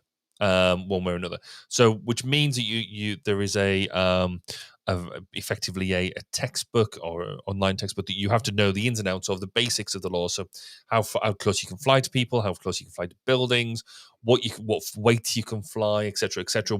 How to look after your drone, all that sort of stuff. So, I've done my learning, I've completed my course, I got my certificates, in fact, 2 certificates, my operator certificate and my flying certificate. And I've bought myself a little secondhand drone, and I went out flying my drone the other day, which was hugely exciting because I've had a drone before, like sort of 10, 15 years ago, and it was very hard to fly. It was very clunky. The way of flying this thing now, and I paid just £120 or 100, £110 off eBay, secondhand drone. What did it delight to fly? Absolutely brilliant. You know, the stuff that used to cause you so much hassle, like taking off properly, landing properly, it's all just one button stuff now. So the stuff that was difficult, like really difficult, and could really damage a drone, it now handles automatically. You can still do it yourself if you want to, but you've got one button. If you get into like completely flustered or whatever, and you do that, then it works. So I've now got my drone. That's really good. What that I hope will give us is my longer standing aim here is to then bring that into the business. So we were running some trials the other week, and what I like setting up. So if you're doing a particular thing, you set up all around cameras to record video, record stills for post trial analysis. What I was missing was an overhead shot for this particular thing, and I wanted something. I was trying to work out if I could have mounted a camera up high. I could have done X, Y, Z, and I was like, I could have just had a drone just hovering at that point and recording, because it would sit there for 20 minutes and do that, and be autonomously doing that. Could I do that? Would that be a viable thing to do? So I'm hoping this is my first step to improving my trials capability of having drone overhead shots when I run trials. I'm very excited. Amazing. Hey, when you fly, do you fly FPV or do you fly just like visual? Okay. So it's interesting because in UK law, you cannot fly just FPV. If you're flying FPV, you've got to have somebody else alongside you, eyes on the drone, manual eyes on the drone, so they can be watching whilst you're flying FPV. Interesting. Because when you're flying FPV, you don't get a full situational awareness of what's going on around you. So it makes sense about why we do that. Ironically, I was flying. There's a picture of me taking a picture of myself whilst I'm looking down at my controller, where the camera is, and you can clearly see that I'm not watching my drone. I'd have somebody else doing that for me because of that thing. It was a really bizarre, almost circular argument there. But then it was quite funny because my son was doing the watching, and he's like, "What am I looking for?" And I'm just like, "Well, there's nothing else around. Don't worry about it." But it was you can see putting that out there. It was a weird thing. But yeah, it's fun. What about you, Nick? What's your one more thing? So I had like many one more things, and you chose my number 2, which is interestingly enough applicable to our topic tonight. So board games is the topic, and I'm now down in my ADHD rabbit hole again of like, I bought a new board game, and now I've bought the sleeves for the cards, and I'm going to put every single card in those sleeves, and I'm like going down all these rabbit holes of like, how can I enhance this and make it like this awesome thing to play? It's Star Wars Villainous, and it's basically where you take the perspective of the bad guys and you try to do certain things, right? So like General Grievous will collect 8 lightsabers, Asajj Ventress does missions, and Vader tries to turn Luke Skywalker, those types of things. And it's really interesting because the systems, we were talking a lot about systems tonight, it's complex enough that it offers a variety of different gameplay approaches to accomplishing these scenarios. And it's also very interesting playing this game with my wife, where she's not a board gamer. I've played some in the past, but like, the super complex board games I will probably never touch because there's too many things going on. Sort of working against my own debate point here. But I think it's just fitting that we're talking about this because as my wife and I were trying this last night, I felt like there was just the right amount of learning for this board game where we felt accomplished after we had completed a round, and it was just a test round. It was a test game for us to see how the mechanics worked and how, you know, we would interact with all these cards and what they all do and how to play the character. It was just a fascinating experience. And so we're going to try again this weekend a couple times with a couple different characters now that we get the flow of the game. And it's just, that's very rewarding when you get to that point of not mastering a system, but understanding a system so that you can attempt to start mastering. And that's it. That's my one more thing. And that's it for today, everyone. If you like this episode, enjoy some of the discussion about games, I'll encourage you all to go listen to episode 257, where we talk about, do video games affect your well-being? Comment wherever you're listening with what you think of the story and our new debate format, who won that. And for more in-depth discussion, you can always join us on our Discord community. Visit our official website, sign up for our newsletter, stay up to date with all the latest Human Factors news. If you like what you hear, you want to support the show, there's a couple things you can do. One, you can stop what you're doing right now, leave us a 5-star review on your podcast medium of choice. That always helps us out. Two, this helps us out more than those 5-star reviews. Tell your friends about us. You know, we're going to be there at HFES, and if they're going to be there, let them know and tell them to stop by the booth. Maybe you'll hear your friends on the show. Three, consider supporting us on Patreon if you have the financial means to. I have now a board game addiction that I need to fund. Just kidding. That all goes back into the show. Just kidding, like Barry kids about his car. And as always, links to all of our socials and our website are in the description of this episode. Mr. Barry Kirby, thank you for being on the show today. Where can our listeners go and find you if they want to talk about Minecraft? If you want to come and talk to me about anything at all, including Minecraft, then come and find me on X. Do we have to call it X? At Baz_K or any of the socials, just search for Barry Kirby, you'll find me. If you want to come and listen to people I interview, interesting people around the Human Factors domain, find me at 1202 the Human Factors Podcast at 1202podcast.com. As for me, I've been your host, Nick Roome. You can find me on our Discord and all social media at Nick_Roome. If you want to talk about Human Factors, Star Wars, video games, it's all there. Thanks again for tuning in to Human Factors Cast. Until next time, it depends.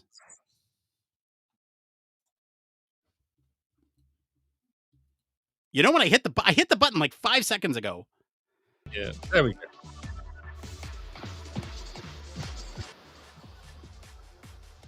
That's an interesting bit of music. It was very chaotic. Yeah. Well, that wasn't as bad as expected. I love it. I love it when you come out of an episode going, well, that didn't totally suck. I thought the debate format worked relatively well. I thought it was interesting. And with better prompts, we can certainly come up with something that's going to be awesome. I think what would be really neat is, so there's two ways you could do this. One is that we get our lovely audience, in the same way that they choose the story, they choose the debate. What might be more, or this could be an and, no, it doesn't necessarily have to be an or.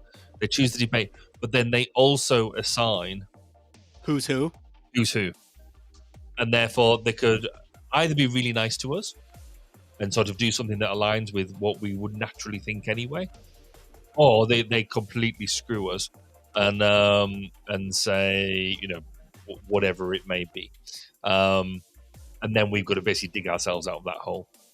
I think that could be quite good. But it depends whether we want to be informative or we just want to be blatant entertainment where people try their hardest to trip us up. So both could be fun. I feel like, so full transparency, I asked ChatGPT for a prompt. You surprised me using ChatGPT for something. I mean, shocker.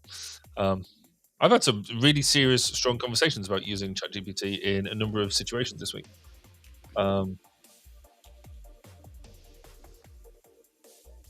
Did you? Which was it was interesting because it's really interesting now. You get, I think the debate, a random statistic on it, I think 60% of people have had a go at using ChatGPT one way or another.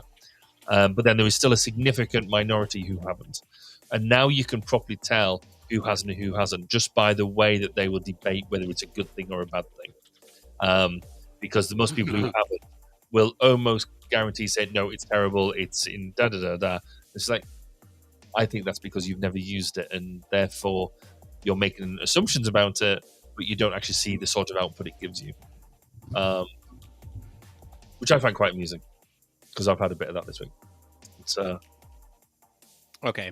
So this, I mean, like, this topic tonight, probably, I don't know.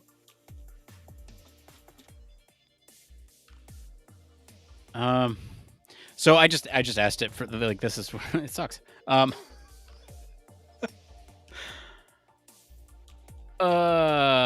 right. So here are, I asked it to give me a list of 10. Maybe we can look through these and see if there would have been a better topic that we could have debated on. I like the one we did just fine, but digital versus physical game distribution, open world versus linear game design.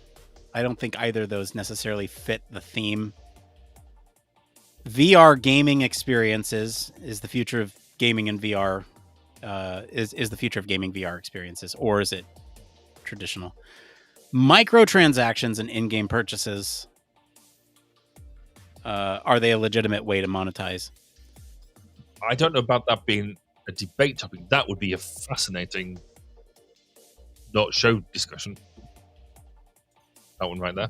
That would be quite... The in-game purchase stuff? Yeah. Elaborate. I think it'd be an interesting thing around, certainly around from our perspective, is that because you could argue, so not just in games, but actually in app purchases, is that a legitimate use of or legitimate engagement where you give people a sliver of something, and then actually if you want the good stuff, then you pay up more money for your modules. Is that some people do abuse that, and some people I think do it legitimately because you don't necessarily need to buy the entire bit of software you do. Could be an interesting discussion. Okay. Number 5, gaming for education. Should educational institutions incorporate a more gamified experience into their curricula? Or yes, yeah, I agree. Yes. That would have sucked. Yeah. Esports versus traditional sports. Is esports a legitimate sport? No, but it's still fun to watch. Okay. How are they? Okay. So we disagree there. That's interesting. Okay. Okay. All right. Is game remakes and remasters. Should they continue to invest in remaking and remastering old games, or should they prioritize new and original content? Both. Okay. And then, yeah, I think a lot of these come down to both. And I wonder if I like change the prompt a little bit and say, give me polarizing. Yeah. Should we have software games that kill real bunnies? Ooh. No. Clearly the answer is yes, because then you make lots of gloves. Should how about this one? Cinematic game experiences. Should games prioritize cinematic storytelling and high-end graphics, potentially sacrificing gameplay depth, or should core gameplay mechanics always come first? The second one. But then that goes back to the way I play games. I play games to play games, not watch the story unfold and then press X occasionally. Here we go. This next one. Okay. Can moderate gaming have positive impacts on mental well-being and stress relief, or does it largely contribute to issues like addiction and social isolation? The first one. That's where I'm at too. Yeah. I mean, there is an argument to say around the social isolation piece. However, I think I'm right in saying a lot of the research has shown that would be happening anyway. With that, if the person was predisposed to that, then actually that's what they'd be like anyway. But yeah, I'm sorry. I'm gonna use an F-bomb, but why the fuck is this a debate? I'm sorry, but why is it? Representation and diversity in games. Should game developers prioritize representation and diversity in their characters and storylines, potentially risking backlash from certain groups? Or should they cater to the established majority demographic? What the fuck? Yes, they should absolutely include representation and diversity. What the? Well, no, they should go for the for the mass demographic. Yeah, I couldn't hold that. There's no way I could legitimately try and make that argument work. Okay.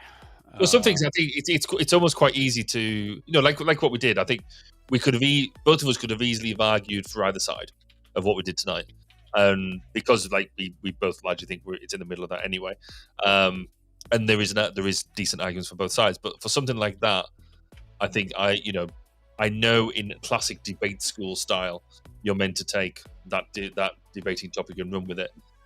That's why I never really did debate school, but.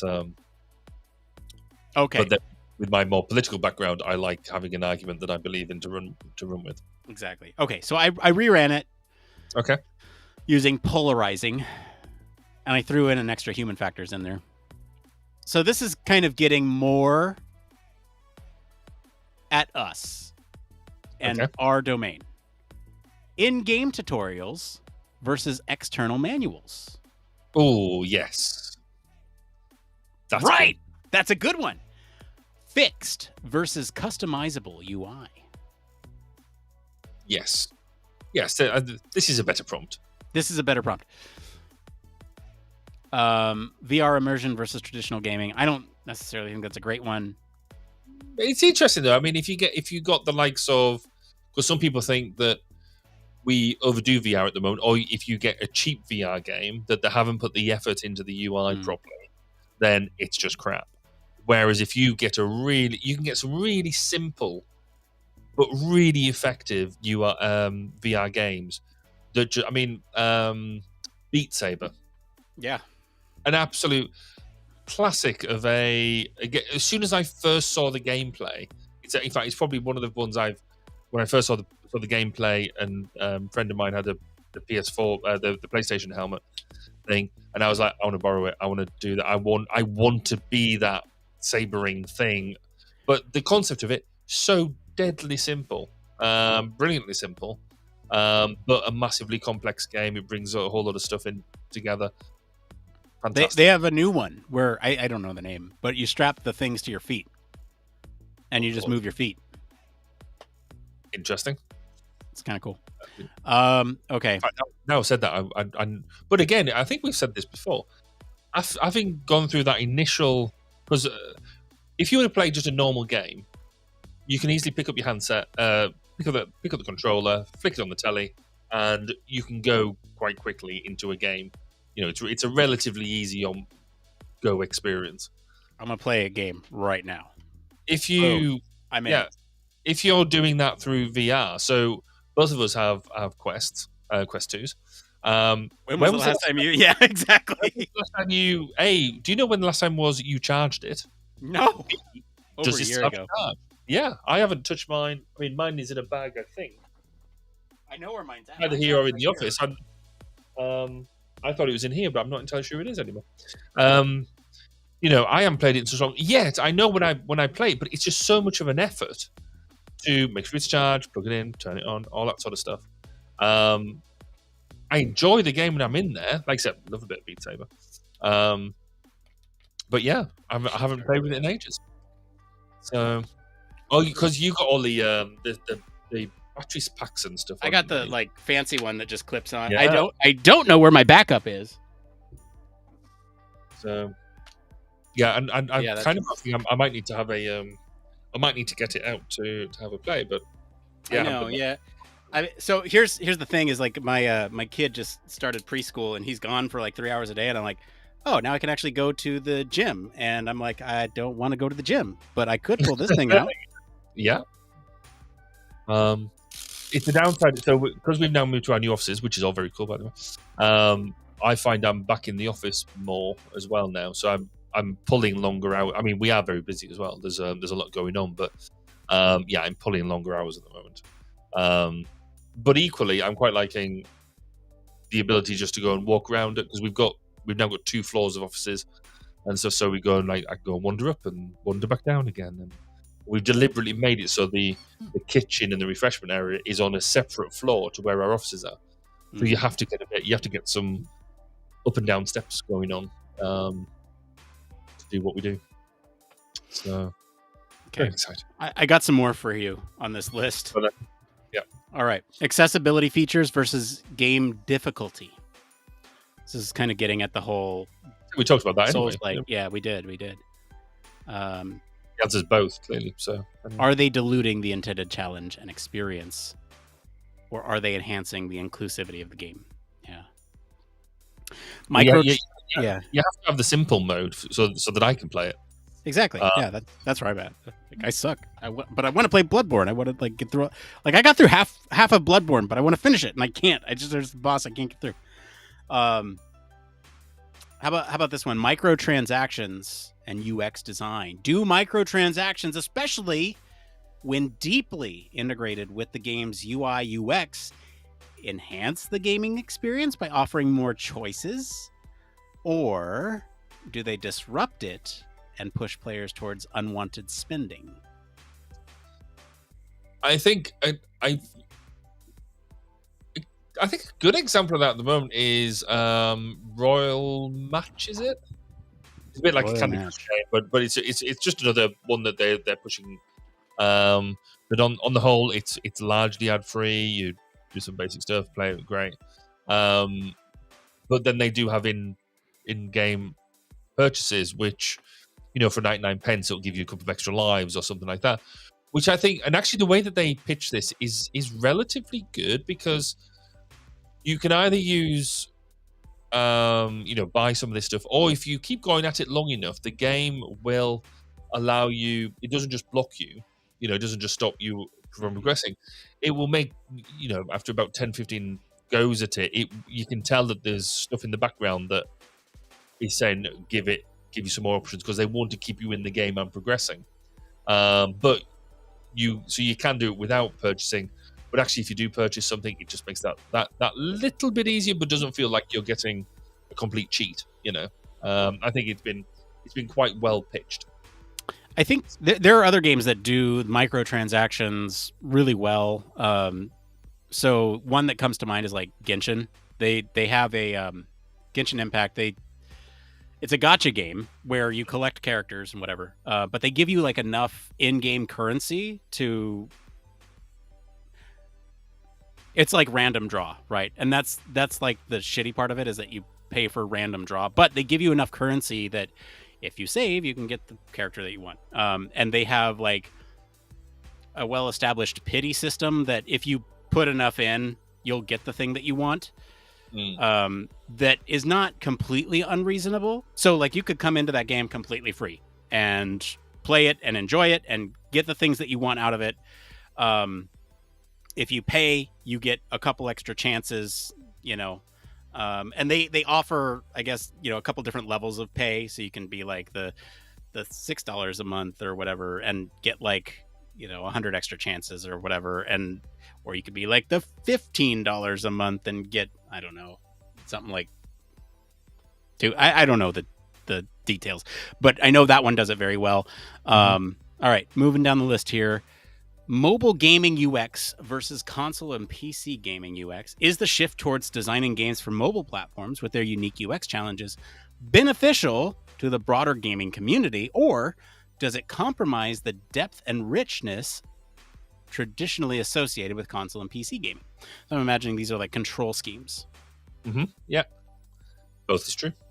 I think they're just two different platforms. What I don't like actually is when people are trying to put platform gaming, or platform gaming onto mobiles, because they're trying to do the whole complex controls, really high fidelity controls on what is effectively all but a thumb platform. Some works. I've seen some work really well. Yeah, but they're few and far between, I would suggest. Most of them are horrific. In fact, I'd be quite. What example do you have an example to hand of one that works well? Some of the older games, like anything that uses, I think, like if you do Xbox Cloud Gaming, they have an on-screen keyboard, or not keyboard. An on-screen controller that is actually very good in terms of a control mechanism. Like it feels like you're, for lack of a better term, using a controller, which is kind of weird. because you're just on your phone. But like, here, I'll try to.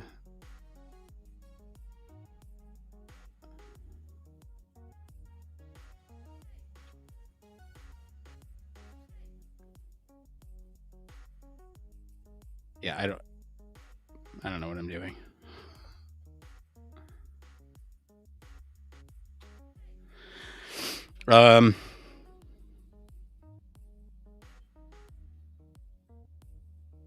It's almost like we need to be able to cast what we're doing to the but then nobody wants to see my mobile display really. But all right, I'm gonna move down here because I think this is fun. This is a good exercise and good post show content. Voice commands and integration. As voice recognition technology improves, should games incorporate voice commands as a primary interaction method, or does this detract from the traditional gaming experiences? I also go to argue, does it sort of, is it accessible? Mm-hmm. Can I use voice commands when my kid is sleeping next to me? No. But I mean, I guess if you're playing Call of Duty or anything like that, you can already get a headset, talk to your team players and stuff like that. So what is the difference between that and then maybe the game actually understanding some of your interactions as well? Sure, yeah. So it could be there. Personally, I'm not a fan of voice command led stuff, but that's a personal thing. I think we talked a little bit about this in the NPC episode that we talked about, which is interesting. And see, like from that perspective, like the immersion, the like conversation with an NPC that's hooked up to ChatGPT, like primed with relevant information for that character, I think could be cool. But yeah, physical versus digital game collections, whatever. And then this one's interesting to me. Retro UI UX in modern gaming. Is the trend of incorporating retro UI elements and gameplay mechanics in modern games a genuine homage and design choice, or is it merely nostalgia driven as a gimmick that might not cater to newer generations of gamers? Both is true. Yep. I think.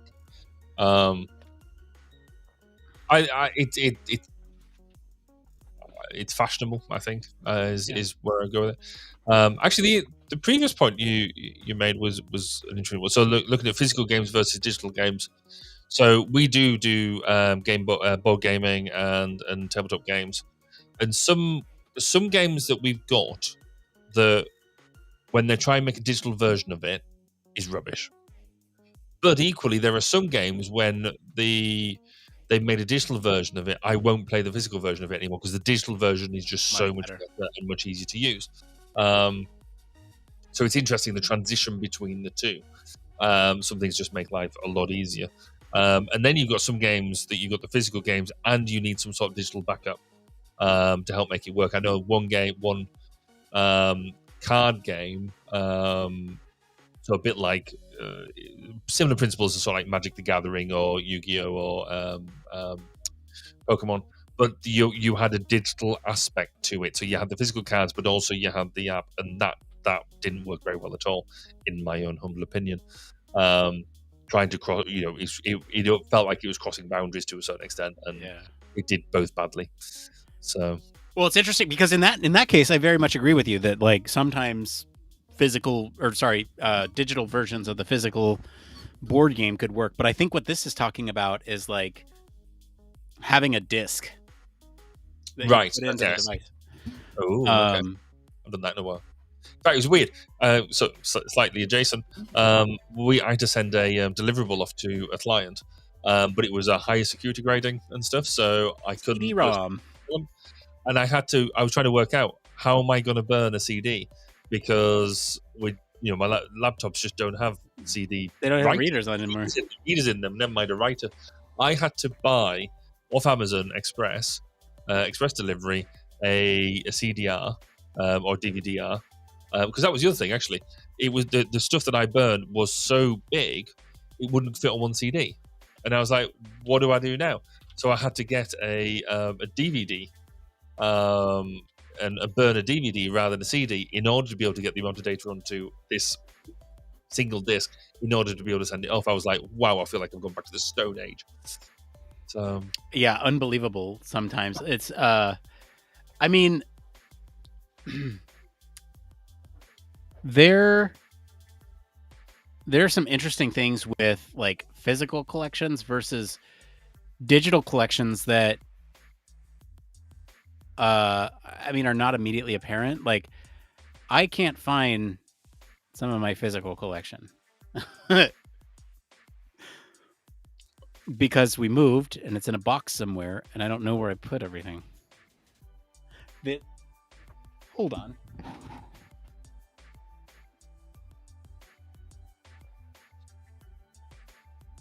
Put that in here. I think I may have just remembered where it was. The other thing is that, so that's one thing. I can't find the disc. I can't play it because you need the disc to put it in and say I own this thing. The other flip side to that argument is that I visually can see my collection of games and know which ones I have versus all these other games that you get through, like, you know, being a Plus subscriber or whatever thing you subscribe to. You get all these games, and then there's like a digital collection that you have, but you have to physically go into that. You can't like glance at it, and you can't, like, there are views that you can do, like the card view or whatever, so you can see the splash art or whatever, but you can't, there's no easy way to scan all of it like you can do with a physical collection. And you know, there's the whole like download space, which is why I was so like big on cloud gaming for a while, is like you don't need to download anything. If you want to play something, you just play it via the cloud. You don't download it and need to wait 20-30 minutes for a 100 gigabyte game to download. You could just play it, which is appealing, especially for busy people like yourself, who doesn't have time to video game. Exactly. I mean, one of the biggest advances I think that was made and then not really capitalized on was the Nintendo Wii. That was a fantastic platform because it did the physical stuff as well. So we've got a Switch now, and you can still play a lot of the same games because the controllers and stuff, but it's still not as good or as robust, I think, as what the Wii was. I used to like that platform.